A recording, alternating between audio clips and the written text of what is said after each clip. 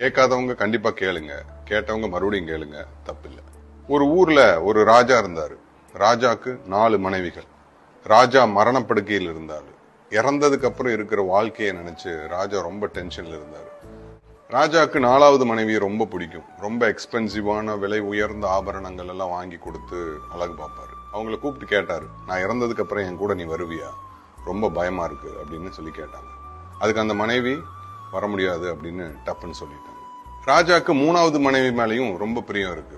அந்த 3வது மனைவி கூப்பிட்டு கேட்டாங்க, நான் இறந்ததுக்கு அப்புறம் நீங்க வருவீங்களா அப்படின்னு. அதை கேட்ட 3வது மனைவி, அப்படியெல்லாம் நான் வர முடியாது, இன்ஃபேக்ட் நீங்க இறந்ததுக்கு அப்புறம் நான் இன்னொரு கல்யாணம் கூட பண்ணிப்பேன் அப்படின்னு ரொம்ப ஸ்ட்ராங்கா சொல்லிட்டாங்க. ராஜாவும் மனுஷன் தானே, பயங்கரமான டென்ஷன் மன உளைச்சல் எல்லாம் வரத்தானே செய்யும்.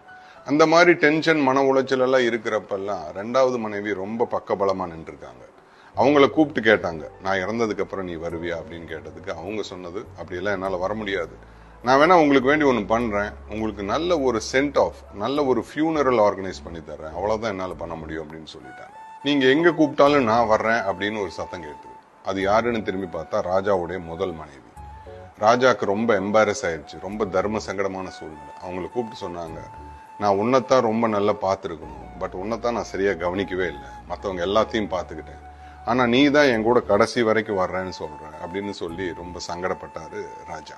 நான் ராஜான்னு சொன்னது நம்மளை தான். நம்ம எல்லாருக்குமே 4 மனைவிகள். 4வது மனைவின்னு நான் சொன்னது நம்மளுடைய உடம்பு.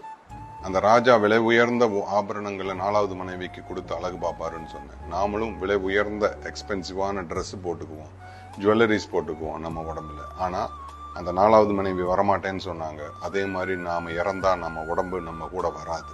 3வது மனைவின்னு நான் சொன்னது நம்மளுடைய சொத்து சுகங்கள், வீடு, கார், பங்களா, இதெல்லாம் தான். அந்த ராஜா மற்ற மன்னர்கள் கிட்ட தன்னுடைய 3வது மனைவியை பத்தி சொல்லி பெருமைப்பட்டுக்குவாருன்னு சொன்னேன். அதே மாதிரி நம்மளுடைய சொத்து சுகங்களை காமிச்சு நம்ம மற்றவங்கள்ட்ட பெருமையா பேசிக்குவோம். அந்த 3வது மனைவி சொன்னாங்க, நீங்க இறந்ததுக்கு அப்புறம் நான் இன்னொரு கல்யாணம் பண்ணிடுவேன், நாம இறந்ததுக்கு அப்புறம் நம்ம சொத்து இன்னொரு பேருக்கு மாறி போயிடும், அதுதான் உண்மை. அந்த 2வது மனைவியை ரெப்ரசென்ட் பண்றது நம்மளுடைய சொந்த பந்தங்கள், ஃபேமிலி அண்ட் ஃப்ரெண்ட்ஸ். ஒரு பிரச்சனைனா வருவாங்க, நிப்பாங்க, சார்ட் அவுட் பண்ணுவாங்க, பட் போயிருவாங்க. முதல் மனைவி நான் எங்க போனாலும் உங்க கூட வரேன்னு சொன்னது நம்மளுடைய ஆன்மா. எஸ், நம்ம உடம்பு ரொம்ப முக்கியம். நல்ல எக்ஸ்பென்சிவான ட்ரெஸ், விலை உயர்ந்த ஆபரணங்கள் எல்லாம் போடுறதுக்கு உடம்பு ரொம்ப முக்கியம். உடம்ப நல்லா பார்த்துக்கலாம்.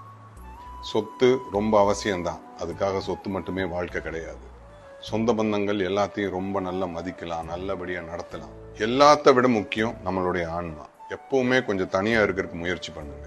எல்லா நாளும் ஒரு 15 நிமிஷம் அமைதியா இருக்கிறதுக்கு முயற்சி பண்ணுங்க. கண்ணை மூடி யோசிங்க. ஒரு அமைதி வாழ்க்கைக்கு ரொம்ப முக்கியம்.